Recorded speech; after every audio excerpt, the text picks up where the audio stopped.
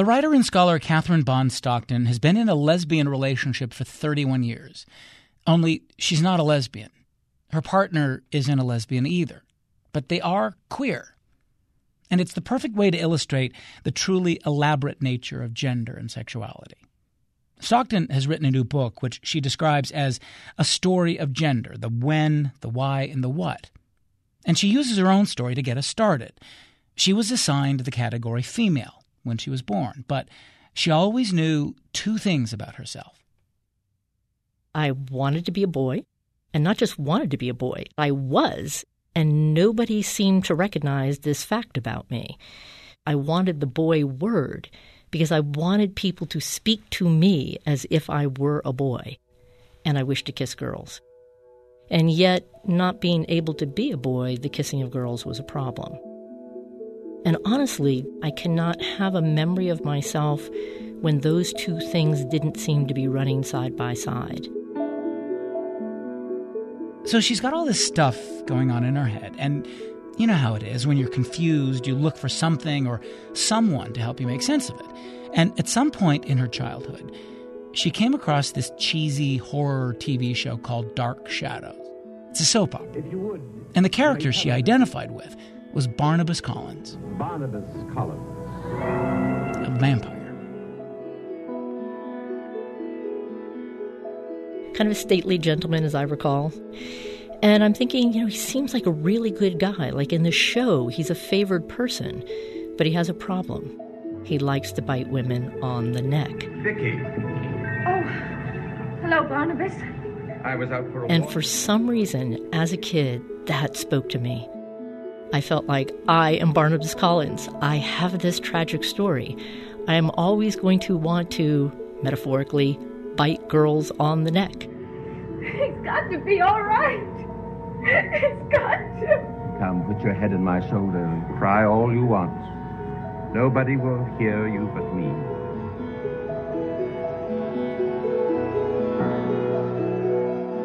I want to kiss girls. And I just began to feel like I am this monster, this sort of uncontrollable thing. No matter how good by day, no matter how affirmed in other ways, there will always be this tragic thing I want to do at the core of my person. That was really the beginning of my understanding of myself as the figure of the monster, and trying to navigate this sense of what I felt was a goodness. I didn't feel like an evil person, but I knew and got clues from the culture around me that this thing I want to do is conceived of as evil. Not just something you shouldn't do, or try not to do that thing, but is actually an evil thing to do.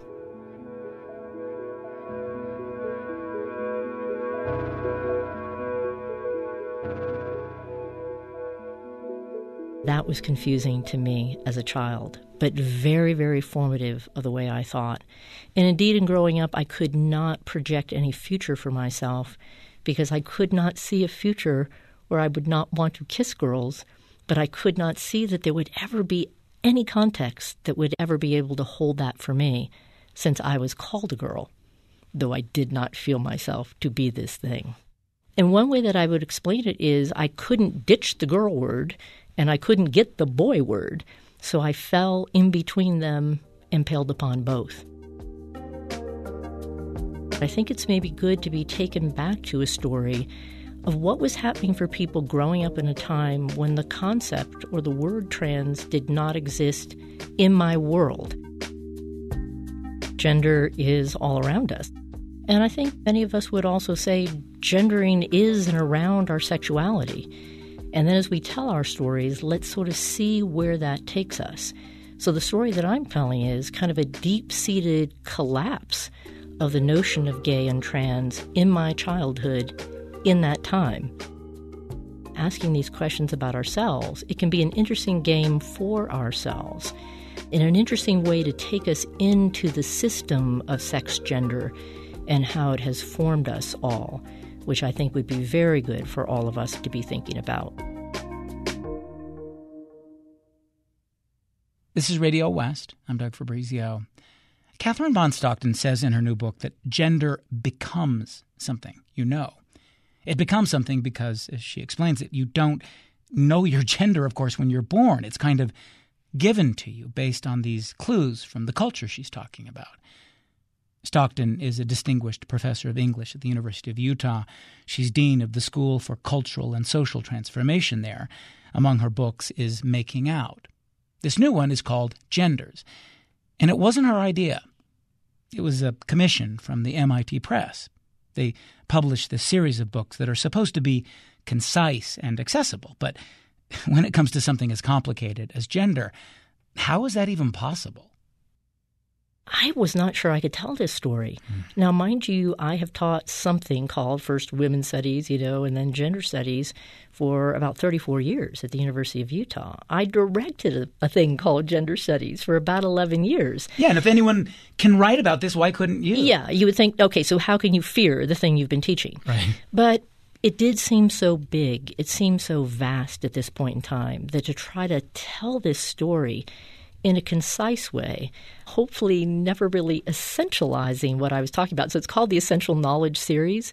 But of course, I'm writing the book to sort of undermine the notion of many things that we do think of as being essentialized or being natural or being fixed, in some knowable way. So this is very much a book about unknowing, the process of creative, hopefully smart, playful, interesting unknowing is the project that I wanted to undertake. But I feared telling my subject concisely or in a way that would present complexity, but still with pleasure to the fore, and some measure of clarity that somebody leaving the book could leave with some precise notions in mind and not just feel like a jumble of ideas. But here's something you write, and you say this right up front. You say you're not interested in a lucid, flat-footed version of gender. But lucid means clear to the understanding. So why wouldn't you want to be clear to the understanding in terms of writing about gender? Is it because we're just oversimplifying it? What do you mean by that? Yes, and of course, oversimplification has gotten us to where we are. Yeah. So the very notion of sexing a child at birth, right?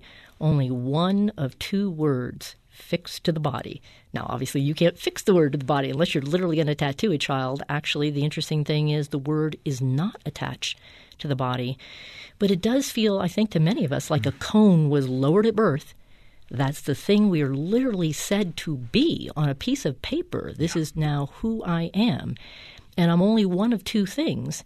And to make it more complicated, those things have been said to be opposite sexes. So I am opposite of another thing. And it's literally, as I say later in the book, it's like we cut babies in half. Yeah, we're going to get to opposite because that's an important idea. Yes. Sorry, So at any rate, the simplicity of creating only two things at birth, deeming them to be opposite, that's clearly a story we're telling ourselves that is far too simple for the complexity even of the thing called sex before we even get to the question of gendering. You say gender is queer for everyone. Let's talk about that because Yes. one of the important ideas in the book is that gender is strange. Yes. What do you mean? Yeah. And that's the way that I think of the word queer. So very important, and I try to get my reader comfortable with that, is that queer is not going to mean LGBTQIA+.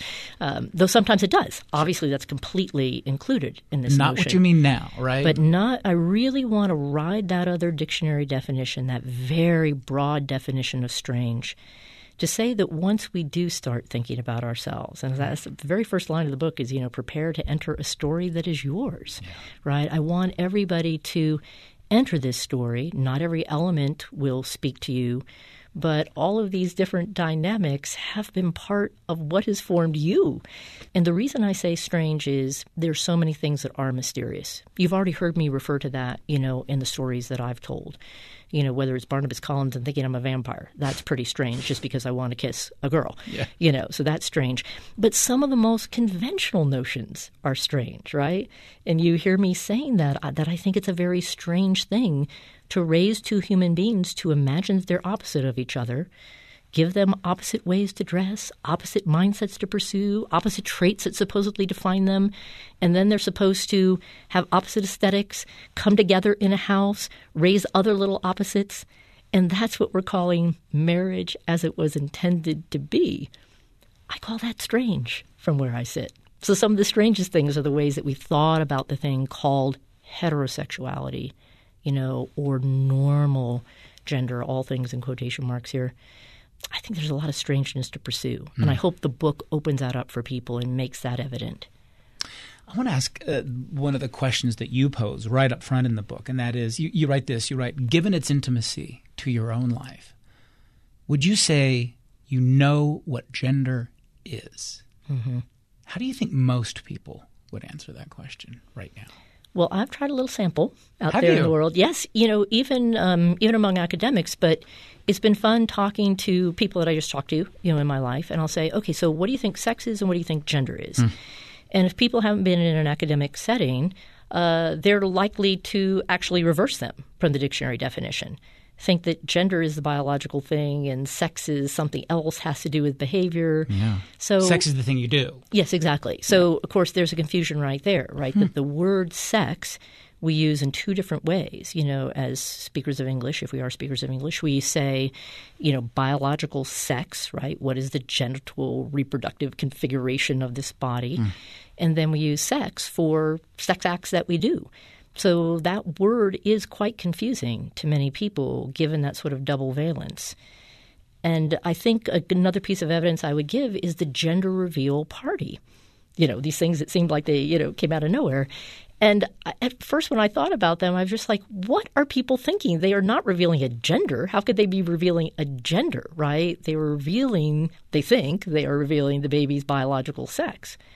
But in a very interesting way, which maybe we will get to, gender so much drives the notion of what we think of as sex. Yeah. That in a very strange way, those gender reveal people may know what they're doing.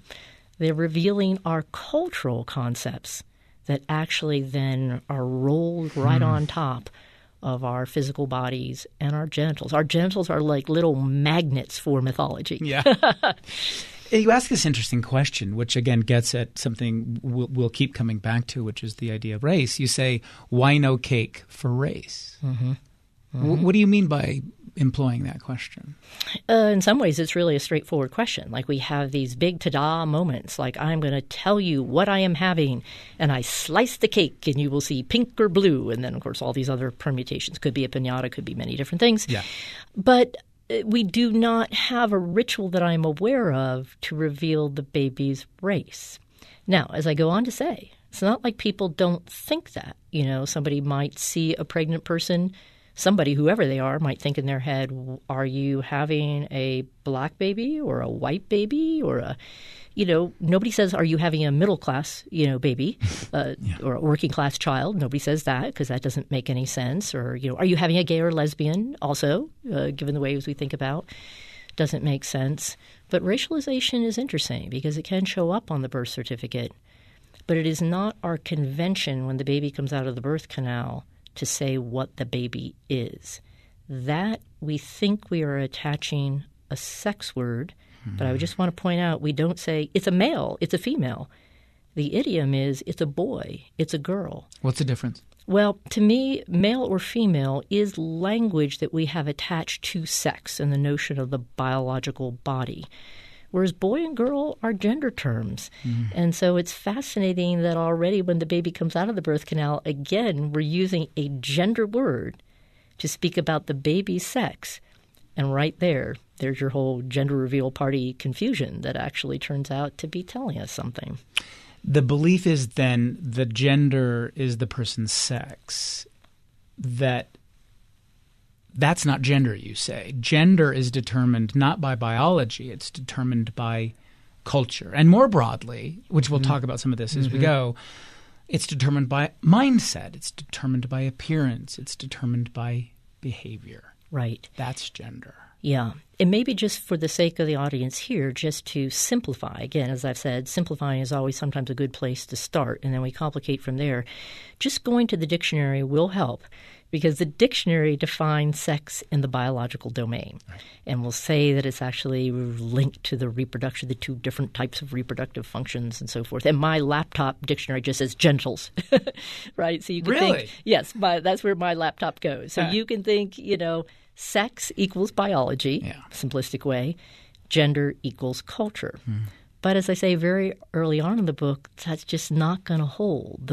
Each of those terms is like we're, kind of walking around on two banana peels, and each one is going to slide. And that's sort of the complication of the book that I want to present.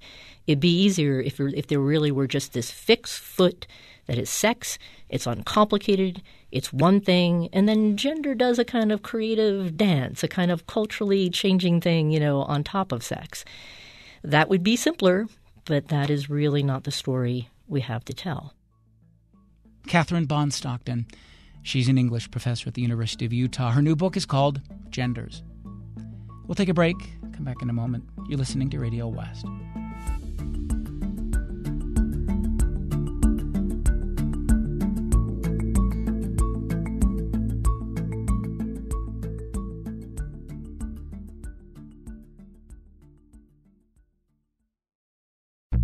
KUER's Politics Podcast is back with a new name.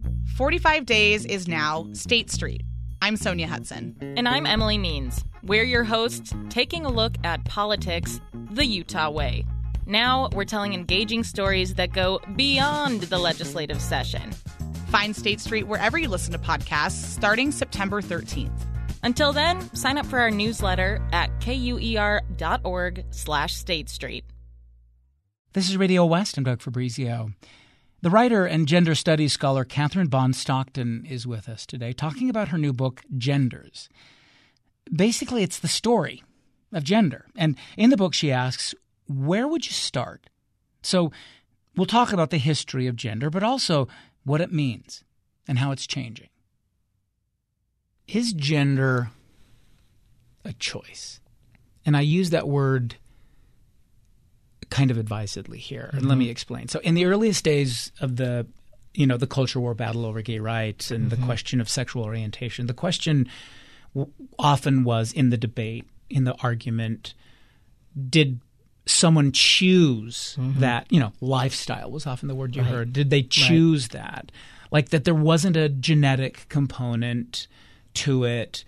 And now we think in more complicated ways about all of this. Now we think about epigenetics. We talk about how choosing sexuality isn't disqualifying to that question. Right. But where are we now in that matter of gender? The idea of it being something when you were young, whether it's baked into you, well, and does it matter? Yeah. So let me start on the question of sexual orientation. And this is a complicated answer and a tricky one to give. Okay. So this is where we have to listen carefully and tenderly, as I like to say. I like how you use that word tender a lot. It's your way of trying to empathize with to really understand and to understand where arguments come from.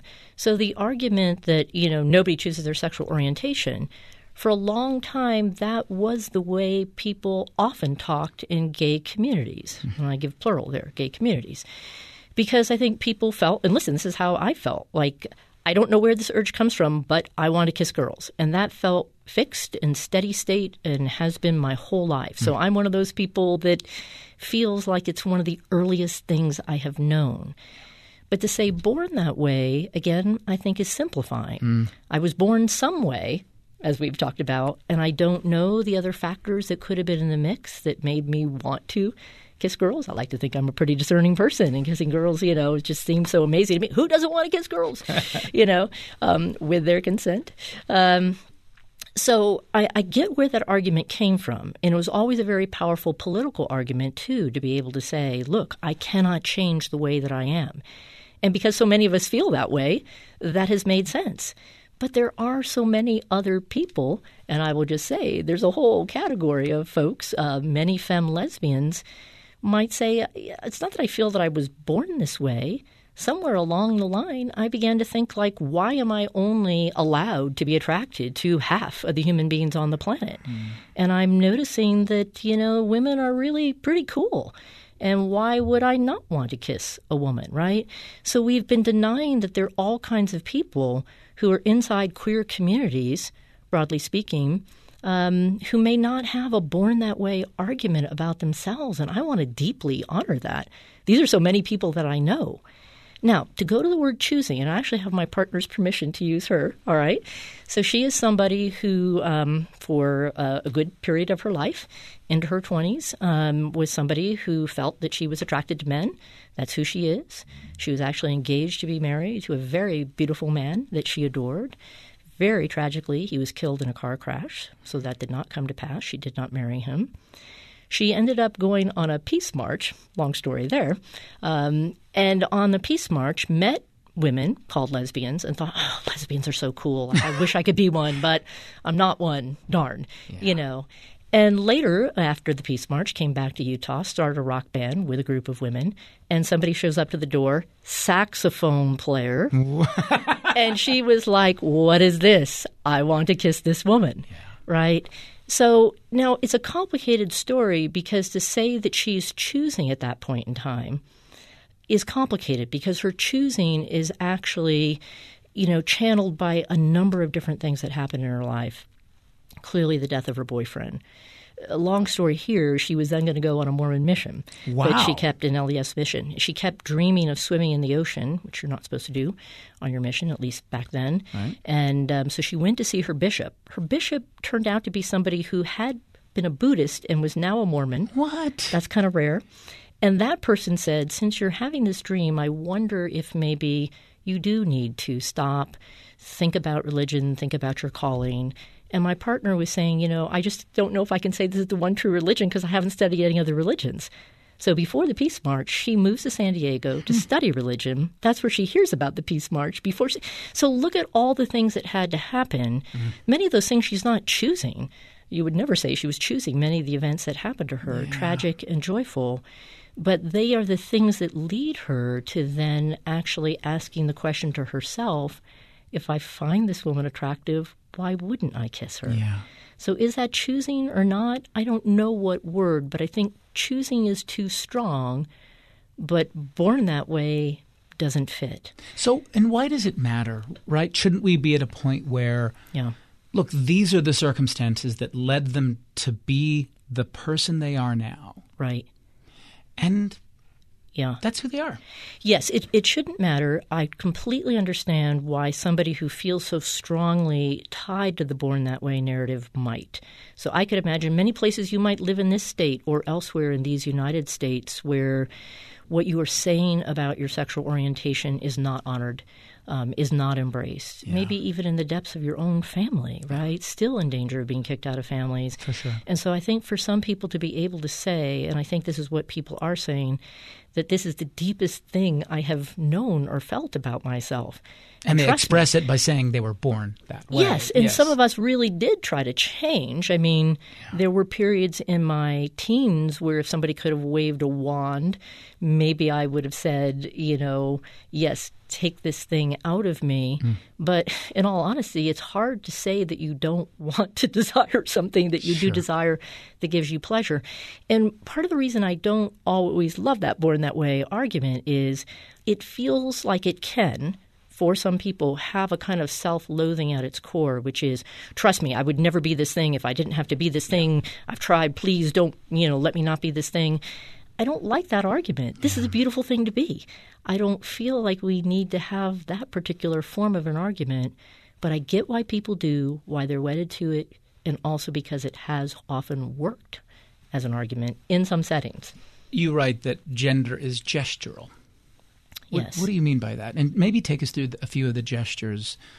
I found this fascinating. Yeah. So I read this great book by Juana Maria Rodriguez, who's a wonderful theorist in my field, and I try to read everything I get my hands on by her. And she wrote this wonderful book, I think I have the title right, Sexual Futures, Queer Gestures, and Latina Longings. I think that's the right title. And in this fabulous book, she's trying to express how she sees a kind of interesting overlap between a type of exuberant motion that she calls a kind of over-the-topness that she sees with some Latinas, a certain type of gesturing, and that there's a kind of interesting intersect at times with the codes of, queer gestures, and particularly by some queer men. So here, I think in the book I say, think Cardi B meets Jonathan Van Ness, So that's sort of the story that she's trying to tell. But in the beauty of sort of really embracing this notion and the breadth and the complication of just what she's calling, Latina gesture, she's really helping us all understand that gender is gestural because the ways that we sort of express gender, right, comes out in the way that we hold our bodies, the way we move our hands, the sway, the movement, or the locked tightness of the walk, right? There's so many ways that we can think of as of gesture as being tied to gender. The classic one, right, is maybe the way that a gay man's hand would drop. Let me give you another one. Yes. Okay, yeah. Because this was typical when I was in, I think, junior high school and high school. Mm-hmm. If a boy crossed his legs in a certain way, mm-hmm. it was thought of as, femmy. Yes. Is that an example? That's a perfect example. And again, just to state the obvious, right, lots of boys do cross their legs. And lots of gay men don't. And right, so these things are in no way, shape, or form absolute, or are they biological, to a person's body. They are deep-seated in culture, things we notice from childhood, the types of movements that we see, and the things that we start identifying with in our bodies. And yet some people might say, like, I don't care that you think the crossing of the legs is feminine. I do it joyfully, right? And so there's been a lot of recapture in an exuberant way of gestures that may have had shame sticking on them or projected onto them by other people. But there's an embrace of that particular gesture. One of the things you write about, and an important part of the book, is you tell this larger history of gender. Mm-hmm. And I think the thing that surprised me about that is that I just sort of assumed we had always had these notions, but we haven't, have we? No. And as I always say to people, I feared writing this book partly for that exact reason, is how do I tell the history of this concept? Yeah. Because part of the MIT books is, you've got this concept, it's on your cover, so give a little sense of the history of it. And that was the part that really stopped me. It's like, I don't know when I would say gender, began. Where does that concept come from? And I thought, have we had it for time immemorial? Would we say that? Or, I often think of feminists as doing a very sort of important move, beginning in the 1970s to say there's sex, but then there's gender, sort of making that distinction that, there's a lot of culture, right, and history and mandate, packed into the thing called gender. So I thought maybe it's the feminists. But as I did the research for this book, I read a book by a friend of mine that is just so brilliant. Her name is Jules Gill Peterson, and she writes a book called Histories of the Transgender Child. And this is a book with just tremendous archival research behind it, really telling a sort of century-long history of how the concept of gender is ever born. So she's telling many different stories, but that's one of the things that she tells us.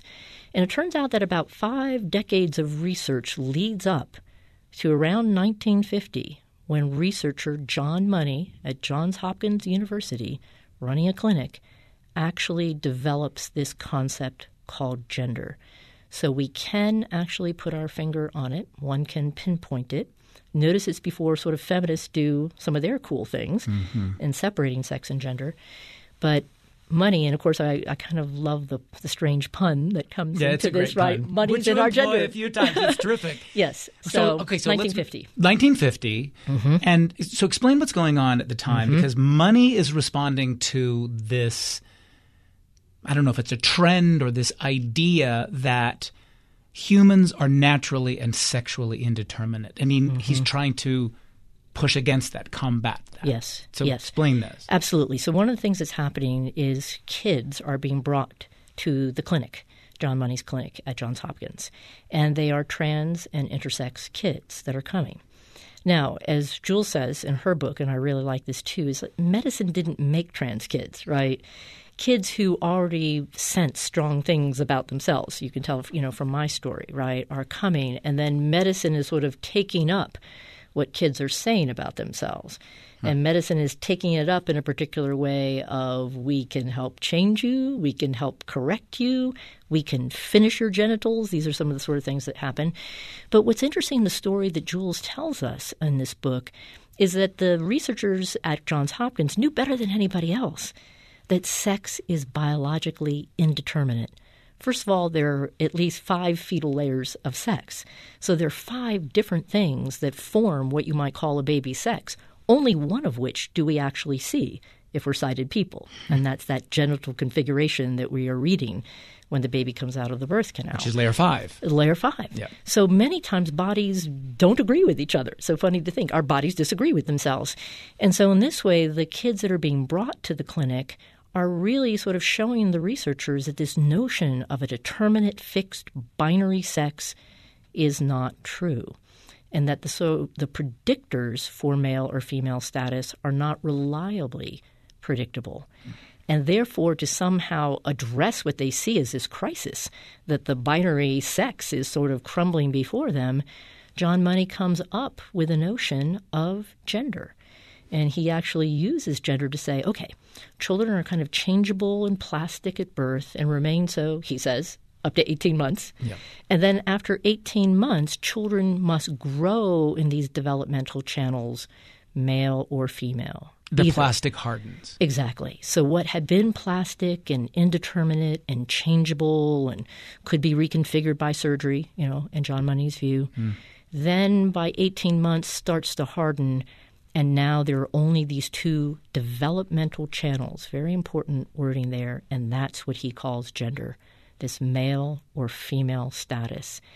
So it's really quite striking. As I say in the book, it's as if John Money and his colleagues roll 1950s norms on top of scientific data in order to defend against what the data showed. Mm-hmm. And if you ask, why did they do this? They actually use the argument that if a child doesn't grow in these developmental channels, if we don't channel the child in this way, they will be stigmatized. They will suffer social stigma or psychological distress.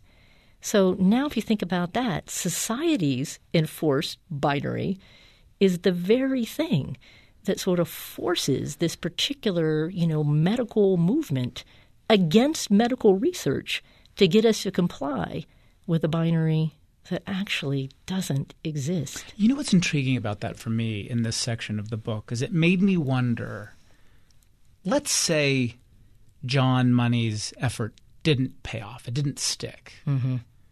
And I know counterfactuals are impossible, but just go with me for a second. What happens? What would have happened, do you think, if John Money and other cultural figures who were trying to push back against that? Because there would have been others who would have not liked the idea of sex being indeterminate, sexually indeterminate. How would we have developed? Where would we be now, 60 years hence? Mm-hmm. How would we have thought? How much grief would we have avoided and pain and where would we have you ever thought about that? Yeah, I've thought a lot about that. And some people say, do you think there will be, gender in the future?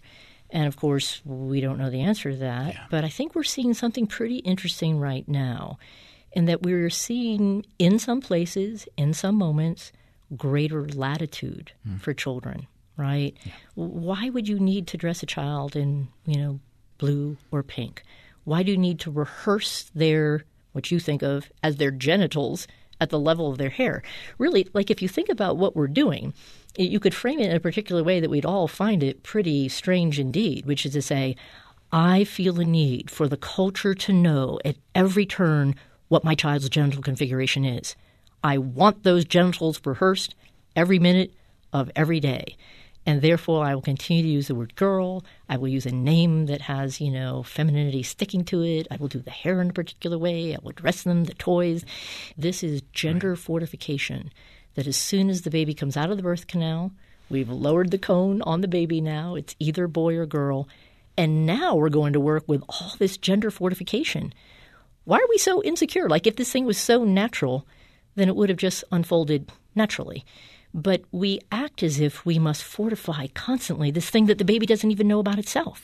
Now, I do think there are some parents doing gender-creative parenting, as it's called, and deciding not to sex-gender a baby at birth, to just give the child a name that does not seem to signal a particular gender, and raise the child in that fashion until the child is a speaking person and starts to gravitate towards what it wants its surface presentation to be, Is there a name it prefers over the name that it was given? Is there a pronoun that they start wanting to use, or they would like to continue in this sort of non-binary way? Now, what's complicated about that is because gender is a system, right? As I describe it in the book, it's almost like a salmon swimming upstream. The child may be having a delightful swim, but we also kind of know what is waiting for it, So you can do the gender creative parenting, but the problem is the system still awaits the child, and that's where we currently are. But there will be, it seems like there is more latitude now for kids even at early ages, maybe to use the word non-binary. I never thought that would catch on. That's a pretty complicated word, but it has. Or for the child to say different things about who it feels itself to be. These are things we are now doing. I want to talk about race. And this is something that you and I have actually talked about before, that a lot of people think that your main interest is queer theory. But race has always been a big part of your scholarship and your thinking. You want to say something a little bit about that? Yeah. And then fold it into this larger idea, because in the book you say gender is always racialized. So we use the word gender, but I would hope now, if anybody reads my book, they would exit the book saying, right, gender is always racialized gender, and racialized gender is gender. Yeah.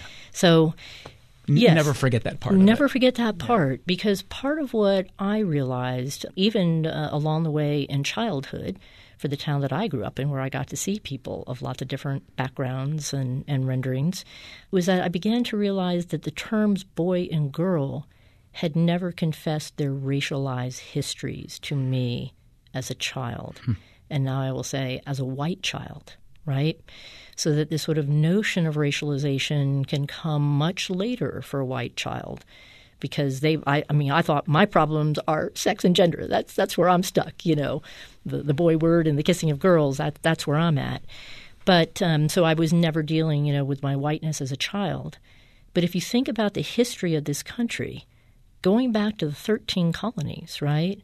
There are white men and white women and black men and black women and native men and native women in the 13 colonies. So we've never had two sexes in this country. I would say we haven't. And I say that carefully, because what I want to say is this is a fact of our history, legal distinctions that we made, and often biological assumptions we rolled onto bodies given the legal distinctions and the crazy notions, that were in our brains about different bodies.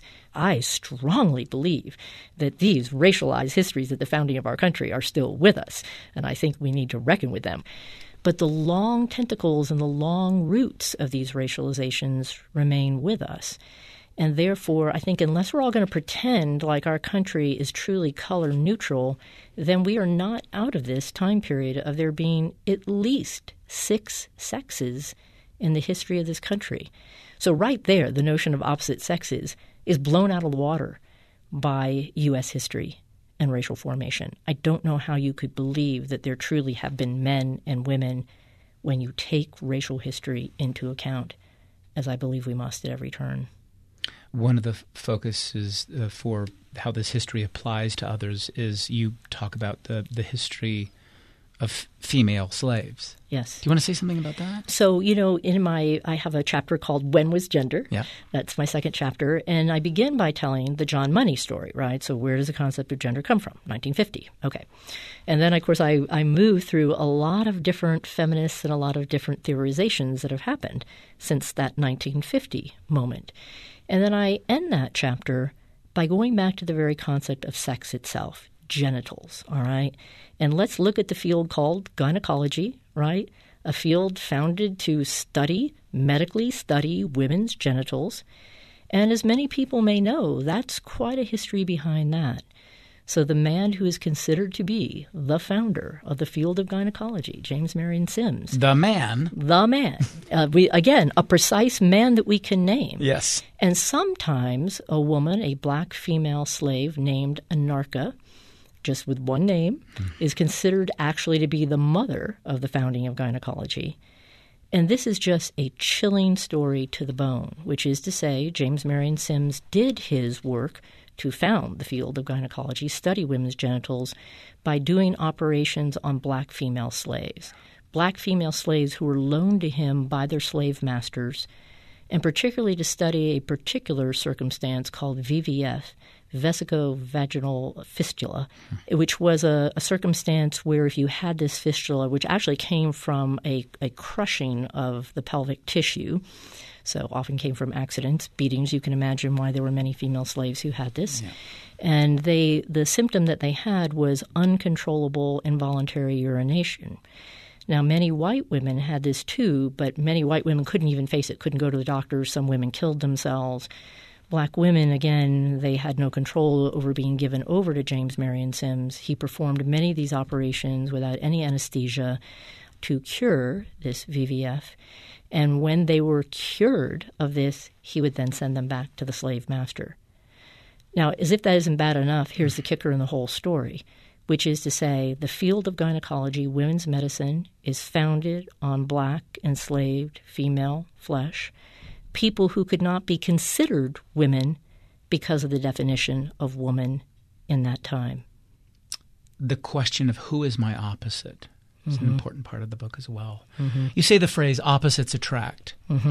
Makes no sense. And in fact, it has caused havoc, is how you put it. Yes. Let's talk a little bit about it. And maybe start, because I found this fascinating, and people who know the play Hedwig and the Angry Inch may know this story because it's beautifully rendered there. It but is. It goes back to Plato. You want to say a little bit about this? Yeah, so it's an idea that comes from the Symposium that, at the dawn of time, there were these three sort of roly-poly forms that existed on the earth.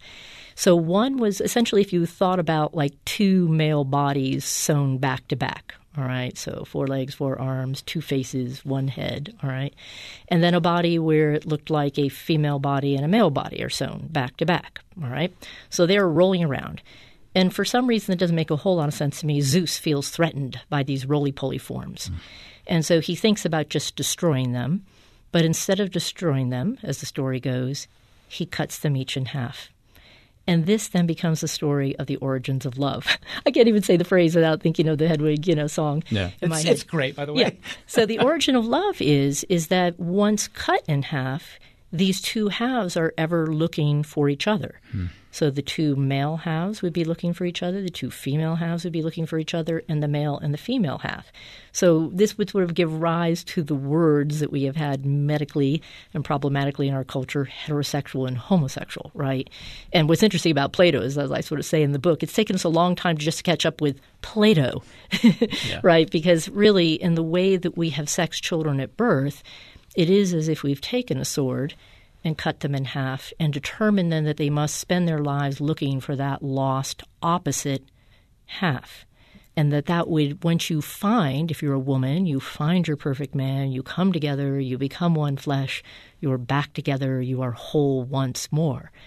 But think of all the implications of that notion. We're basically confessing that we're making children that we conceive of almost as half a human being at the beginning. And they can only have these traits. And because they're opposite, right? If a boy is brave, then a woman is not. If a man is rational, a woman's irrational. If a man is logical, a woman is feeling. We literally have signed on to these nutty notions, I would call them.